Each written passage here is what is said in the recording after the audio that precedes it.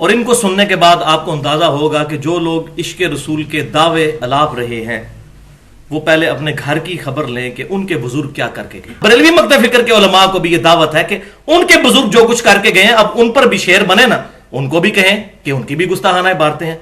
تو تب ہوگا کہ آپ پھر پتہ چلے گا کہ غلامی رسول میں موت بھی قبول ہے کہ نہیں. علماء کا نظریہ نمبر 8, مفتی احمد یار خان نعیمی صاحب, جال حق کتاب صفحہ 145, قادری پبلشرز لاہور سے جو شائع ہوئی, نور و بشر والی بحث والے چیپٹر میں لکھتے ہیں, سورۃ الکہف کی آیت نمبر 110 کی تشریح کرتے ہوئے, بسم اللہ الرحمن الرحیم, قل انما انا بشر مثلکم. اے محبوب صلی اللہ علیہ وسلم آپ اعلان فرما دیجئے کہ بے شک انسان ہونے میں میں بھی تمہاری طرح ہوں. انسان ہونے میں میں بھی تمہاری طرح ہوں, مرتبے میں نہیں, فضیلت میں نہیں, جنس میں انسان. باقی کسی بھی انسان کو ان سے کوئی نسبت ہی نہیں ہو سکتی. اس پہ اگر میں بولوں تو گھنٹوں چاہیے. آپ صلی اللہ علیہ وسلم کی صرف بخاری اور مسلم کی احادیث, آپ کے پسینے مبارک سے خوشبو آتی تھی, ہمارے پسینے میں سے بدبو آتی ہے. بڑے سے بڑا کوئی بزرگ ہو یا کوئی صحابی بھی ہو, کسی کے پسینے سے خوشبو نہیں آتی. یہ ہمارے پروفٹ کا پروٹوکول ہے صلی اللہ علیہ وسلم. بخاری اور مسلم کی متفق علیہ حدیث ہے, آپ صلی اللہ علیہ وسلم اپنی پیٹھ کے پیچھے بھی دیکھ لیتے تھے. 360 ڈگری کا ویژن آپ کو نظر آتا تھا.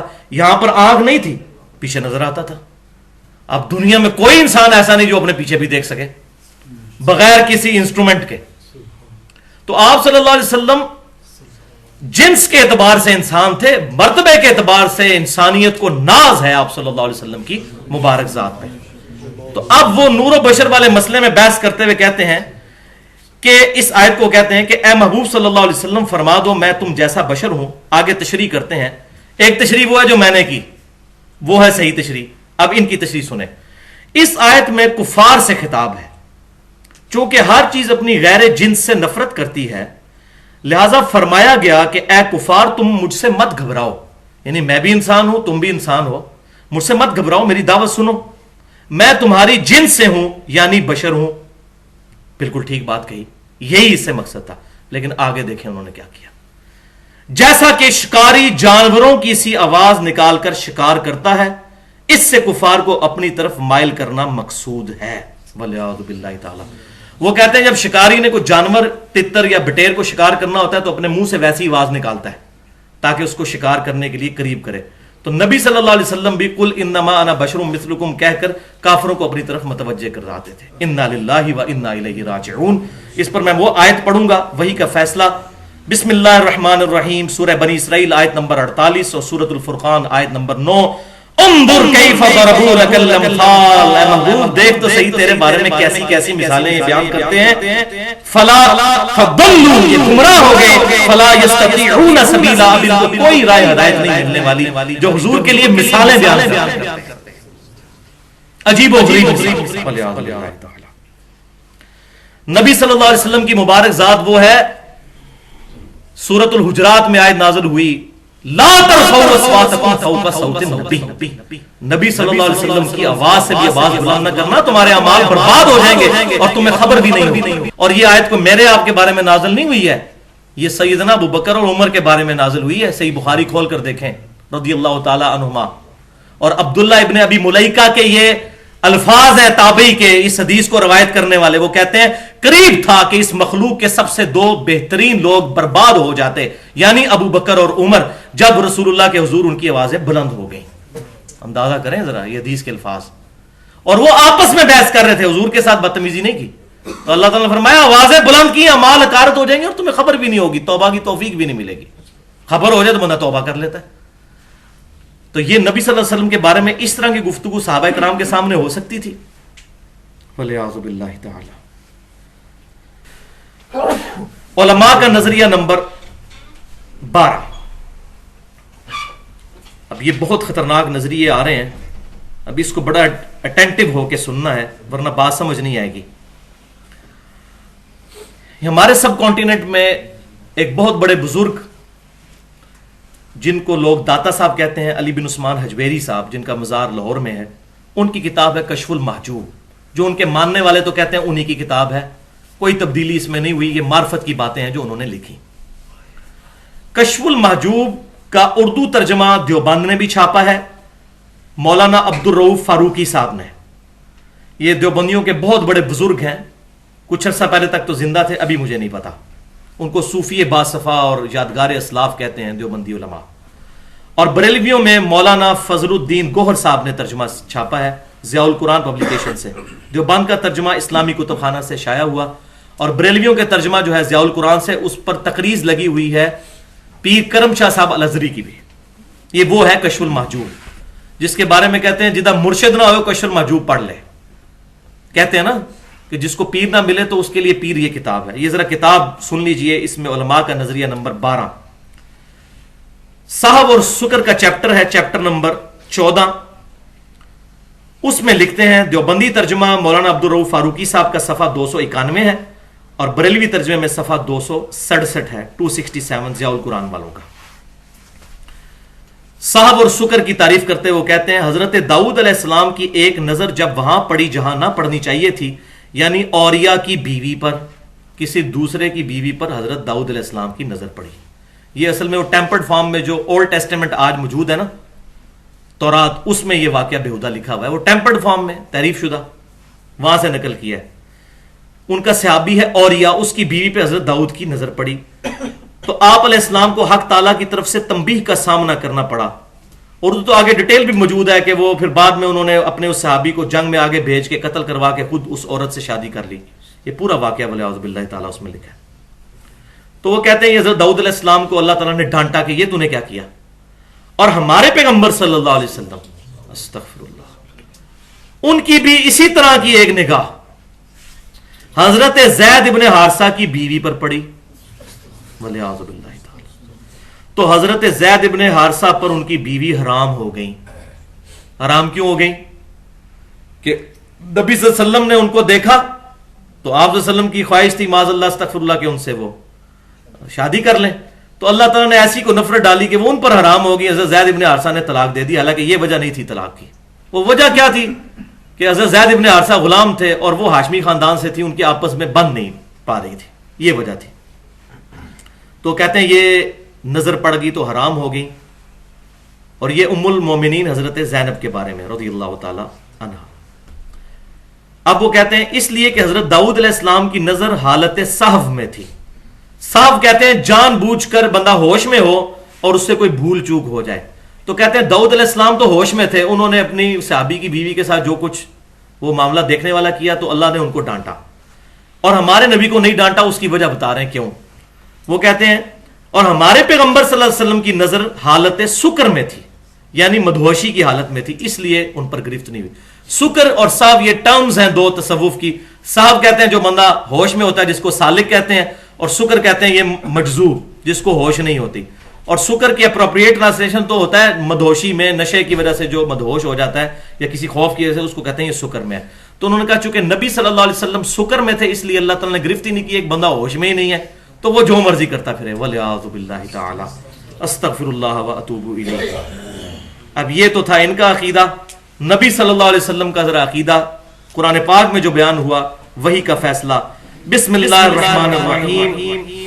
والنجم اذا ہوا, اس ستارے کی قسم کہ جب وہ اترے, ما ضل صاحبکم وما غوا, تمہارے نبی نہ کبھی بہکے ہیں نہ کبھی بہرا چلے. Categorical mention. وما ينطق عن الهوى, وہ تو اپنی خواہش نفس سے کچھ نہیں بولتے. ان هو الا وحی یوحى, وہ تو وہی کہتے ہیں جو اللہ کی طرف سے وحی ہوتی ہے. یہ ہے گارنٹی. یہ گارنٹی دنیا کے کسی انسان کے بارے میں نہیں, چاہے وہ سیدنا ابوبکر صدیق رضی اللہ تعالیٰ عنہ ہوں یا کوئی اور صحابی ہوں, خاص حسن بصری ہوں یا کوئی اور تابعی ہوں, خواہ امام مالک ہوں یا کوئی اور تبع تابعی ہوں, خواہ امام ابو حنیفہ رحمۃ اللہ علیہ ہوں یا کوئی اور امام ہوں, کسی کے لیے گارنٹی نہیں. اللہ. اور بخاری اور مسلم کی متفق علیہ حدیث ہے کہ نبی صلی اللہ علیہ وسلم میں کنواری لڑکیوں سے زیادہ شرم و حیا تھی, کنواری لڑکیوں سے زیادہ. اور سورہ قلم میں آیا وَإِنَّكَ لَعَلَىٰ خُلُقٍ عَظِيمٍ, اے محبوب صلی اللہ علیہ وسلم آپ اخلاق کے بلند ترین درجے پر فائز ہیں. لَقَدْ كَانَ لَكُمْ فِي رَسُولِ اللَّهِ أُسْوَةٌ حَسَنَةٌ, رسول اللہ صلی اللہ علیہ وسلم کی مبارک زندگی میں تمہارے لیے بہترین نمونہ ہے. یہ نمونے پیش کر رہے ہیں. یہ کہاں سے آئیں چیزیں؟ बेसिकली ये वही ज़ईफ रवायतों का फितना है। ये तफसीर तबरी में भी मौजूद है। इसीलिए तो मैंने पूरा लेक्चर रिकॉर्ड करवाया 1 घंटा और 35 मिनट का, मसला नंबर 36 के नाम से ahlesunnatpak.com पर ज़ईफुल असनाद और मन घड़त अहादीस के फितने का तहकीकी जायजा। लेकिन हदीसें लिखने वाले मुजरिम नहीं है, उन्होंने साथ सनद बयान की, रिजल्ट कोई नहीं निकाला।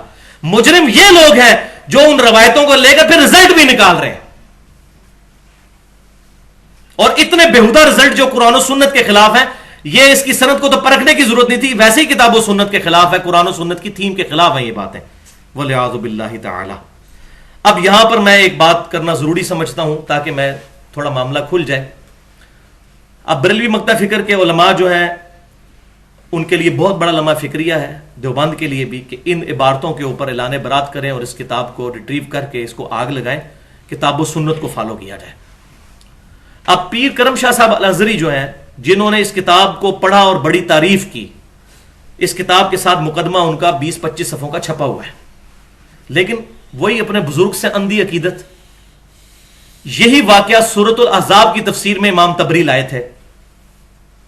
तो पीर करम शाह साहब ने जब ज़ियाउल कुरान तफसीर लिखी, सूरतुल अहज़ाब में जब यह वाकया आया उस कॉन्टेक्स्ट में, तो पीर करम शाह साहब अल-अज़हरी ने उसमें लिखा कि यह वाकया मुस्तशरिकीन की साजिश है इस्लाम के खिलाफ, यह काफिरों ने हमारी किताबों में यह वाकया डाला है। तो उनको बताना चाहिए था ना कि यह वाकया कशफुल मजूब में भी मौजूद है। कशफुल मजूब पे 25 सफ़े लिखे कि ऐसी किताब ही कोई नहीं, क्योंकि वहां बताते तो बुजुर्ग फारिग हो जाते थे। लोग कहते यार ये क्या हो गया। अगर मुनसिफ मिजाज होते तो दोनों जगह बता के जाते। बहरहाल जितना उन्होंने बताया मैं उनको अप्रिशिएट करता हूं। कम से कम बरेलवियों के लिए आसानी होगी, क्योंकि हमने बड़े बड़े बरेलवी मुफ्तियों को जब ये बातें बताई वो कहते हैं जी मार्फत दी गल है, लेकिन जब बताया कि पीर करम शाह साहब ने कहा ये काफरों की साजिश है, उन्होंने कहा हाँ बिल्कुल गलत है जी, ये तो वही ना। अब मैं बोलूं अब मैं बोलूं कि ना बोलूं, इन लोगों ने अपने मौलवियों और अपने बुजुर्गों को अल्लाह को छोड़कर अपना रब माना। हाँ ये कहेंगे तो मानेंगे, किताब और सुन्नत को इन लोगों ने कोई नहीं मानना, वलियाज़ु बिल्लाहि ताला। अब ये कॉन्टेक्स्ट चल पड़ा है, तो मैं एक वाकया तबर्रुक के लिए जरा खुसूसन बरेलवी मक्तब फिक्र के लोगों से तो मुझे बड़ी उम्मीद है कि इस उम्मत का इनकलाब उनके सर पर आना है, क्योंकि उन्होंने ही हक बात कबूल करनी है। देवबंदियों के उलमा तो अपने पैरोकारों को जवाब सिखाते हैं, जबकि बरेलवी लोगों को जब बात की जाती है वो सुनने पर मजबूर हो जाते हैं। जवाब कोई ना दें लेकिन खामोशी जरूर इख्तियार कर लेते हैं कि यार कहीं गुस्ताखी ना हो जाए। तो अब खुसूसन बरेलवी मक्तब फिक्र के लोगों के लिए दावत है, और देवबंदियों के लिए भी और सलफियों के लिए भी। इसी कशफुल महजूब में इमाम अबू हनीफा रहमतुल्लाह अलैह पर एक चैप्टर बांधा है तबा ताबीन में। अली बिन उस्मान अजमेरी उनको ताबी नहीं मानते थे, तबा ताबी मानते थे। इमाम हनीफा रहमतुल्लाह अलैह के बारे में चैप्टर बांधा कशफुल महजूब में, और उसमें उन्होंने एक लिखा वाकया कि इमाम अबू हनीफा रहमतुल्लाह अलैह को एक दफा ख्वाब आई कि उन्होंने देखा कि नबी सल्लल्लाहु अलैहि वसल्लम की कब्र मुबारका वो खोद कर उसमें से हुजूर की हड्डियां जमा कर रहे हैं। वलियाज़ु बिल्लाहि ताला। ये जनाब कशफुल महजूब में लिखा हुआ है। अच्छा, वो इमाम हनीफा रहमतुल्लाह अलैह डर के उठे कि मैंने कैसा ख्वाब देखा, तो अपने उस्ताद इब्ने सीरीन रहमतुल्लाह अलैह के पास गए। अब ये वाकया पता नहीं है कि नहीं है, बल वो जुड़ा हुआ एक वाकया चल रहा है, तो लिखा तो हुआ है ना, मैं बयान तो करूंगा। तो उनको कहा, तो उन्होंने कहा कि आपके लिए तो इस ख्वाब में बड़ी बिशारत है कि आप नबी सल्लल्लाहु अलैहि वसल्लम की सुन्नतों को जमा करेंगे। सुभान अल्लाह। फिर वो सुनने वाले कहते हैं सुभान अल्लाह। देखो जी इमाम हनीफा रहमतुल्लाह अलैह ने कितना बड़ा कारनामा किया। वलियाज़ु बिल्लाहि ताला। नबी सल्लल्लाहु अलैहि वसल्लम के बारे में ऐसा गुस्ताखाना ख्वाब बयान करना, इमाम हनीफा ने कोई ऐसा ख्वाब नहीं देखा। वो सही सनद से साबित करें, उनकी पहले को किताब ही साबित कर दें। अपने बुजुर्गों की शान को बढ़ाना है तो नबी सल्लल्लाहु अलैहि वसल्लम को तख्ते मश्क क्यों बनाया? क्या दुनिया में किसी मुसलमान का यह अकीदा है कि हुजूर सल्लल्लाहु अलैहि वसल्म की कब्र में हड्डियां? वलियाज़ु बिल्लाहि ताला। अहले सुन्नत के मानने वाले तीनों ग्रोह, बरेलवी, देवबंदी, अहले हदीस, इवन अहले तशय्युअ, सबका ये अकीदा है कि आप सल्लल्लाहु अलैहि वसल्लम का जिस्म मुबारक बिल्कुल सही हालत में मदीना शरीफ में कब्र अतर के अंदर मौजूद है। और अकीदा क्यों है? वो तो हदीस है, इतनी ज्यादा हदीस मौजूद है इस टॉपिक पे। तो इस किस्म का गुस्ताखाना ख्वाब क्या अल्लाह ताला दिखाएगा? तो मैं इस पे वही बात करूंगा कि ख्वाब या तो शैतान की तरफ से होता है, जो बुखारी और मुस्लिम में हदीस है, या रहमान की तरफ से होता है। तो ये शैतानी ख्वाब ही है, ये घड़ा गया है। किसने घड़ा? بہرحال جو اب لکھ رہے ہیں اس کتاب کو چھاپ رہے ہیں وہ تو بہت بڑے مجرم ہیں اس طریقے سے امام حنیفہ رحمۃ اللہ علیہ کی شان کو بڑھانے کے لیے. تو یہ بھی یاد رکھیے کہ ایک حدیث ہے جو اکثر کوٹ کی جاتی ہے سنن نبی داؤد، سنن نسائی اور سنن ابن ماجہ سے، کہ نبی صلی اللہ علیہ وسلم نے فرمایا کہ اللہ تعالیٰ نے حرام کر دیا ہے مٹی کے لیے کہ وہ انبیاء کے جسموں کو کھائے. نبی جو ہیں ان کے جسم سلامت ہوتے ہیں قبروں میں. یہ حدیث جو ہے یہ اصول محدثین پر ضعیف ہے. اس میں عبد الرحمن بن یزید جو راوی ہیں وہ بہت سخت ضعیف راوی ہیں. ان کو امام بخاری رحمۃ اللہ علیہ نے بڑی جرح کی. یہ حدیث ابو داؤد میں 1047 ہے، لیکن اس کی ایک صحیح سند بھی موجود ہے، لہٰذا اس کی سند ضعیف ہوئی، حدیث یہ صحیح ہے. اس کی صحیح سند جو ہے المصنف ابن ابی شیبہ میں انٹرنیشنل نمبرنگ کے مطابق 33,819 نمبر ہے، جلد 7 اور صفحہ 4 پر، اور دلائل النبوہ امام بہیقی کی اس میں بھی موجود ہے.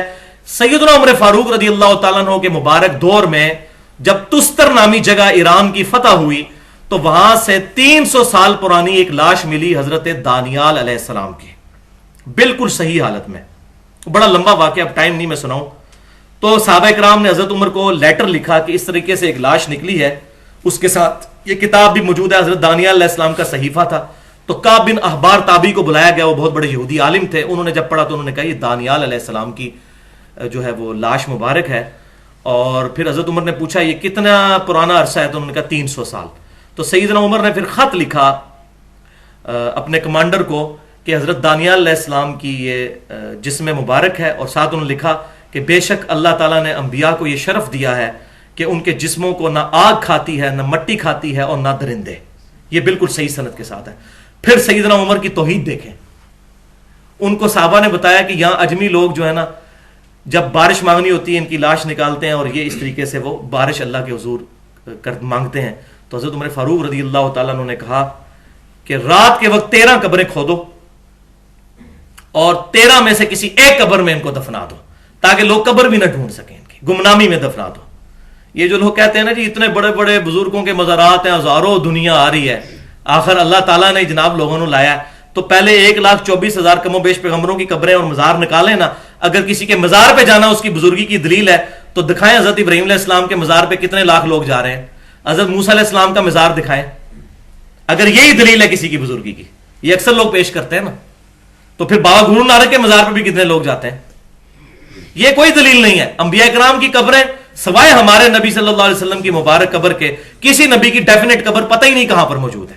اور یہ بھی اس لیے تھی کہ ان کا دین قیامت تک رہنا تھا تاکہ ایک سینٹرل پوائنٹ مسلمانوں کے پاس موجود ہو دلیل کے طور پر، اس کے علاوہ کچھ نہیں. باقی انبیاء کرام یا نبی صلی اللہ علیہ وسلم سے کسی ضعیف روایت سے ہی ثابت کر دیں آپ نے کبھی کسی نبی کی قبر پر حاضری دینے کے لیے سفر اختیار کیا ہو. نہیں.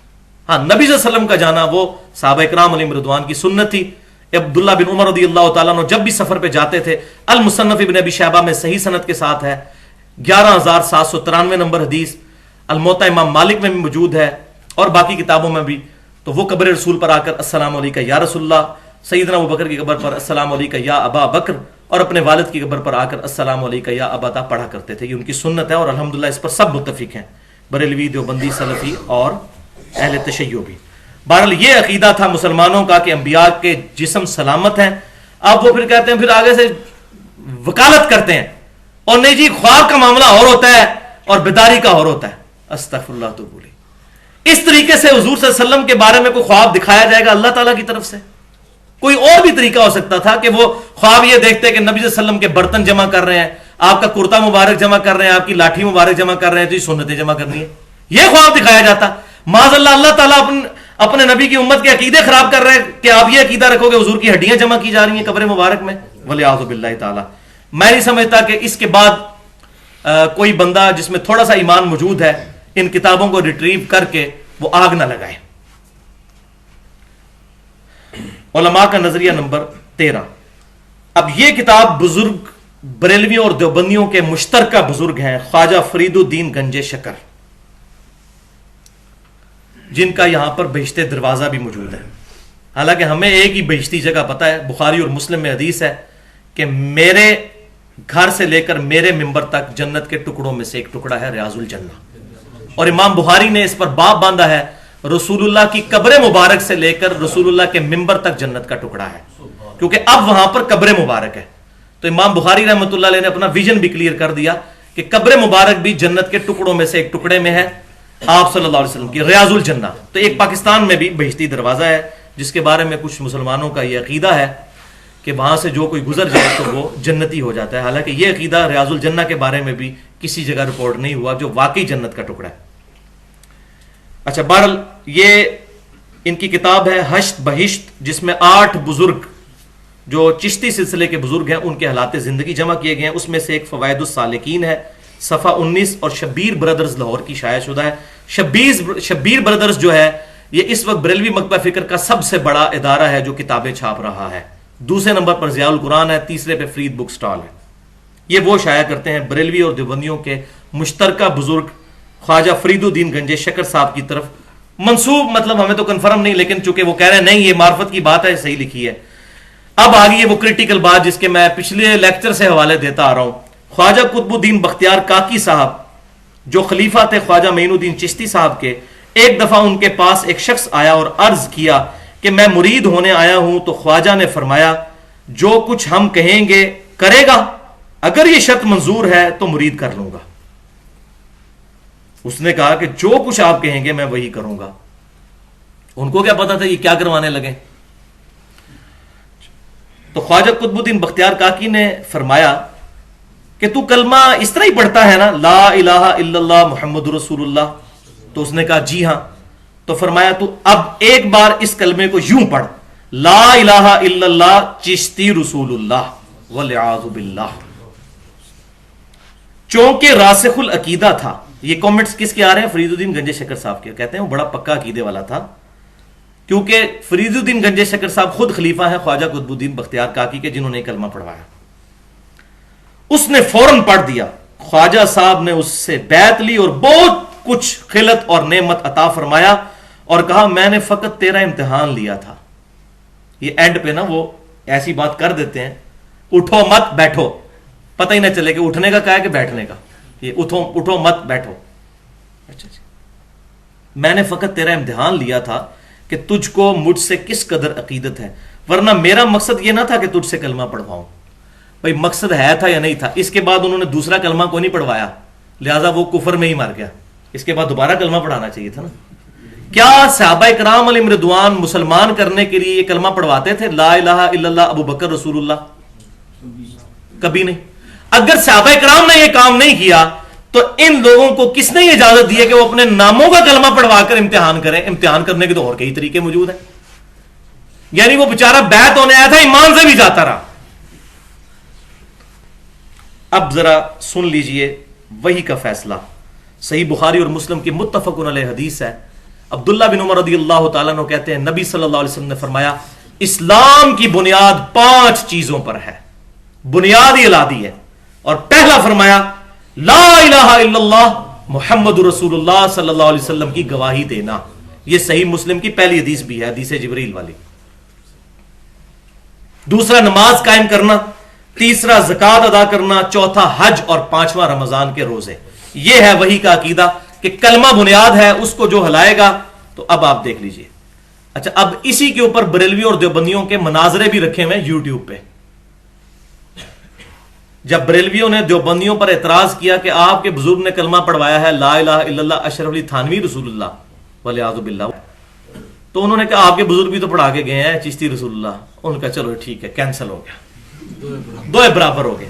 یہ بالکل اس طریقے سے ہے کہ اگر کوئی شخص یہ کہے میرا بیٹا اسکول میں فیل ہو جائے اور میں پوچھوں بیٹا تو کیوں فیل ہوا، تو کہ ابو جی آپ کے دوست کا بیٹا بھی فیل ہو گیا، تو میں کہوں ہاں بالکل ٹھیک ہوا ہے. بھائی دونوں غلط ہیں.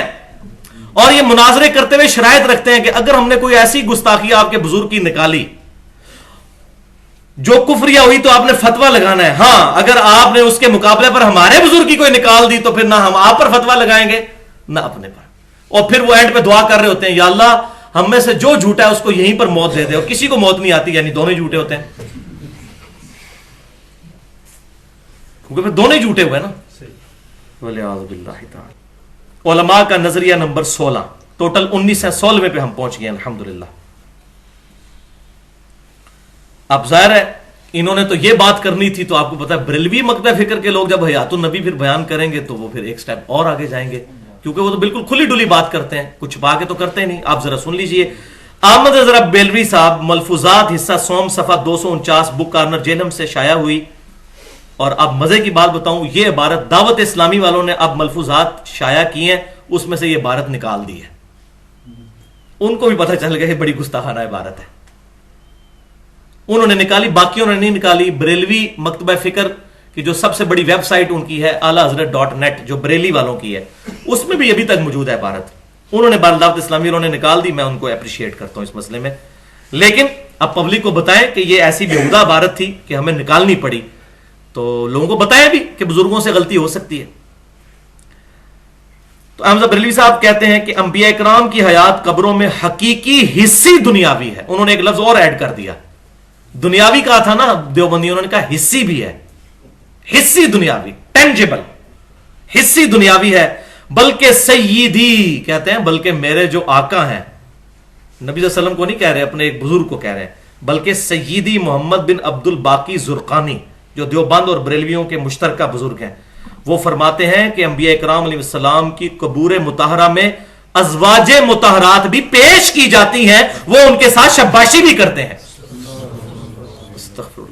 میں نے کہا تھا نا بریلوی تو پھر کھل ڈل کے بات کرتے ہیں, انہوں نے کوئی اس میں رہنے نہیں دی بات. انہوں نے کہا جناب دنیاوی کی آپ کو تعریف پھر آپ کھول کے بتاتے ہیں, دنیاوی کا مطلب کیا ہوتا ہے, یہ سارے کام ہوتے ہیں وہاں پر.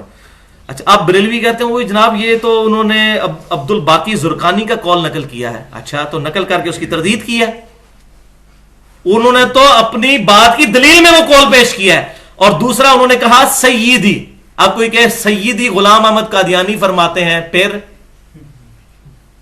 آقا کہا, اس کو اپنا سردار کہا, وہ ظاہر ہے ان کو بزرگ مانتے ہیں وہ. تو وہ کہتے ہیں کہ انہوں نے تو یہاں تک لکھ دیا ہے, یہ ان کے چونکہ انہوں نے دلیل قرآن و حدیث سے تو نہیں دینی ہوتی نا, وہ بزرگ نے فرما دیا وہ کافی ہے. تو انہوں نے کہا کہ آپ کو اب زیادہ چکروں میں کیا ڈالیں, بزرگوں نے تو یہاں تک فرما دیا ہے کہ قبروں میں بیویاں بھی پیش کی جاتی ہیں, شاباشی کرتے ہیں. اللہ اللہ خیر اللہ, دو جملے تو گل سمجھا دئیے, اے جے بھائی جی ساری گل حصی دنیاوی. اچھا, اب اس پہ وہی کا ذرا فیصلہ سن لیجئے. حیات النبی کو تو ہم مانتے ہیں, میں نے الحمدللہ ریٹن فارم میں بھی لیکچرز بھی موجود ہیں, اور ہم ہی مانتے ہیں صحیح حیات النبی صلی اللہ علیہ وسلم کو. وہی کا فیصلہ بسم اللہ الرحمن الرحیم, سورۃ الاحزاب آیت نمبر 6, النبی اولا بالمؤمنین من انفسہم وازواجہ امہاتہم, نبی صلی اللہ علیہ وسلم مومنین کی جانوں سے بھی زیادہ ان پر حقدار ہیں, اور نبی صلی اللہ علیہ وسلم کی بیویاں امت کی مائیں ہیں. حضور کی بیویوں کے بارے میں بات کرنا اپنی ماں کے بارے میں بات کرنا ہے. کوئی شخص یہ کہہ سکتا ہے کہ یہ وہ کمرہ ہے جس میں میرے والد صاحب میری والدہ کے ساتھ شاباشی فرماتے ہیں, اور نبی صلی اللہ علیہ وسلم کے بارے میں یہ بات کرنا. اور میں آپ کو آج ایک ٹروتھ بھی ریویل کر دوں, میرے دماغ کی پہلی گرا جس چیز نے کھولی نا وہ یہی عبارت تھی. مجھے ایک بندے نے آ کے عبارت دکھائی کہ تمہارے احمد بریلوی صاحب نے یہ عبارت لکھی ہے, لیکن الحمدللہ میں اتنا بکا ہوا نہیں تھا. میں نے کہا یہ مس پرنٹنگ ہوگی, بات یہ ویسے غلط ہے, مجھے سمجھ نہیں آتی.